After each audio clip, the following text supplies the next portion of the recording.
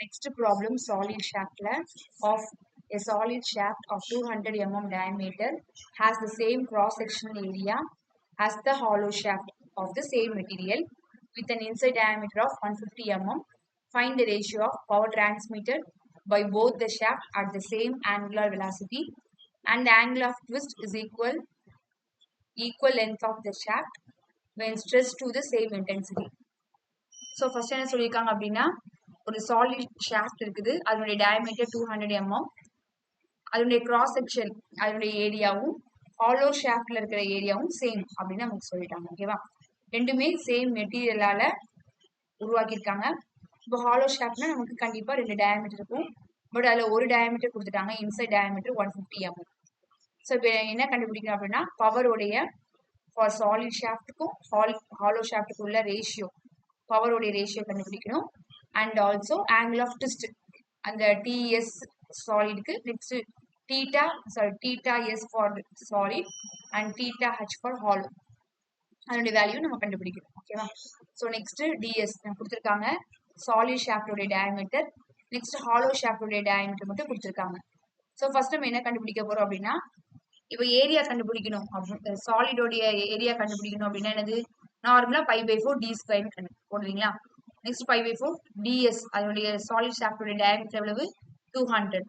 அதை நீங்க கால்குலேட் பண்ணீங்கன்னா உங்களுக்கு ஏஎஸ் ஏரியா ஃபார் சாலிடோடைய வேல்யூ நமக்கு ஃபைண்ட் அவுட் பண்ணிடலாம். நெக்ஸ்ட் என்ன கேட்டிருக்காங்க, நெக்ஸ்ட் ஹாலோ கண்டுபிடிக்கணும். அதே மாதிரி ஏரியா ஃபார் அந்த டயமீட்டர் ஒரே ஒரு டயமீட்டர் தான் கொடுத்துருக்காங்க, பட் அவுட் சைட் டயமீட்டர் நம்ம கொடுக்குறேன். ஸோ அதை எப்படி நம்ம ஃபைண்ட் அவுட் பண்ணலாம் அப்படின்னா ரெண்டு ஏரியாவுமே சேம் அப்படின்னு கொடுத்துட்டாங்க. has the same cross section area as the hollow shaft. So solid shaft க்கு என்ன ஏரியாவோ அதே தான் hollow shaft க்கு. ஓகேவா, so therefore the AH பதில் instead of AH நம்ம solid shaft ஓட ஏரியா நம்ம சப்ஸ்டிட்யூட் பண்ணினோம் π/4. so இது என்னது ஹாலோனால என்னது capital D squared outer diameter square minus inside diameter square. ஓகேவா, so அவுட்டர் டயமீட்டர் ஸ்கொயர் உடைய வேல்யூ நமக்கு தெரியாது. so inside உடைய வேல்யூ டயமீட்டர் ஸ்கொயர் உடைய value 150 the whole square. Next 150 square பண்ணீங்கன்னா உங்களுக்கு இந்த ஆன்சர் வந்துடும்.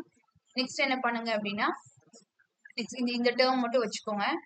ஓகேவா, நெக்ஸ்ட் இந்த ரிமைனிங் டேர்மை நம்ம இந்த சைடு கிராஸ் மல்டிப்ளை பண்ணா ஸோ இந்த ஆன்சரோட 4 மல்டிப்ளை பண்ணுவாங்க. நெக்ஸ்ட் 5 வந்து டிவைட் வந்துடும். நெக்ஸ்ட் என்ன பண்ணுங்க, இதை வந்து சால்வ் பண்ணுங்க. சால்வ் பண்ணிட்டு இங்க இருக்கிற மைனஸ் ரைட் ஹேண்ட் சைட்ல போகும்போது இது பிளஸ் மாறிடும். ஸோ உங்களுக்கு 62499.99 வரும்.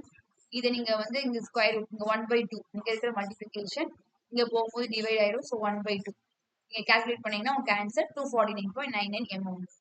நெக்ஸ்ட் என்ன சொல்லியிருக்காங்க, பவர் வந்து பவருடைய ரேஷியோ கேட்டிருக்காங்க. So power P is equal to 2π/NT/60 for solid shaft hollow shaft. So எந்த இடத்துல நமக்கு வேரி ஆகும் அப்படின்னா இது எல்லாமே காமன் தான். இந்த டீங்கிற இடத்துல இந்த டார்க் இருக்கிற இடத்துல தான் ஃபார்முலா வந்து வேரி ஆகும். ஓகேவா, ஸோ அதனால 2π/N60 ரெண்டு சைடுமே போத்துமே கேன்சல் ஆயிடும். ஸோ நமக்கு ரிமைனிங் இருக்கிற டேர்ம் டிஎஸ் அப்புறம் ஃபார் ஹாலோக்கு டிஹெச். ஓகேவா, ஸோ ஃபார் சாலிட் ஷாஃப்ட்டுக்கு torque formula π/16 into tau into DS. ஓகேவா, கியூப். இதே இது ஹாலோவுக்கு π/16 into tau capital D⁴ D0⁴ minus capital DI⁴ divide by D0. இதுதான் ஃபார்முலா ஃபார் ஹாலோ ஷாஃப்ட்டுக்கு. நெக்ஸ்ட் என்ன பண்ணுங்க, π/16 இப்போ சாலிட் ஷாஃப்ட்டுக்கு மட்டும் தனியாக கண்டுபிடிப்போம். So π/16 into tau.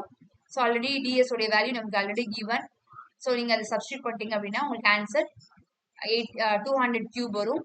அதை நீங்கள் கால்குலேட் பண்ணீங்கன்னா உங்களுக்கு இந்த ஆன்சர் வரும். நெக்ஸ்ட் என்ன பண்ணுங்க, ஃபார் அதே மாதிரி ஹாலோ கண்டுபிடிங்க. π/16 இன்டூ டவ் இந்த D0⁴ இப்போதான் நம்ம கண்டுபிடிச்சோம். D0⁴ உடைய வேல்யூ 249.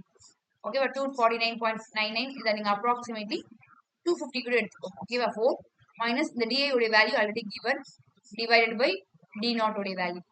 நெக்ஸ்ட் என்ன பண்ணுங்க, இதை 4 டைம்ஸ் போடுங்க. இதையும் 4 டைம்ஸ், இதை 4 டைம்ஸ் போட்டு மைனஸ் இதை 4 டைம்ஸ் மல்டிப்ளை பண்ணுங்க. டிவைட் பை இந்த ஆன்சர் இங்க போட்டீங்கன்னா உங்களுக்கு இந்த ஆன்சர் வரும். நெக்ஸ்ட் என்ன பண்ணுங்க, இதெல்லாம் ஏன் கேன்சல் பண்ணவே இல்லைன்னா இந்த டிஎஸ் சாலிட்லயும் ஈக்குவலா இருக்கு. ஸோ ஈஸியா கேன்சல் பண்ணா நமக்கு வந்து ப்ராப்ளம் ஈஸியா சால்வ் பண்ணிக்கலாம். ஓகேவா, ஸோ ரேஷியோ கேட்டிருக்காங்க. So power transmitted on solid divided by power transmitted on hollow. So மற்ற எல்லாமே கேன்சல் ஆயிடும். ஸோ ரிமைனிங் இருக்குது டார்க்கோடைய சாலிட் ஷாஃப்டோடைய டார்க் வேல்யூ அண்ட் ஹாலோ ஷாஃப்டோடைய டார்க் வேல்யூ. ஸோ இதனுடைய வேல்யூ எனக்கு டிஎஸ் உடைய வேல்யூ இந்த கண்டுபிடிச்சிருக்க வேல்யூ எழுதிருங்க. நெக்ஸ்ட் டிஹெச் பாருங்க ஹாலோ, அதுவும் ஃபைன் எழுந்தது பண்ணிடுங்க, கால்குலேட் பண்ணாது.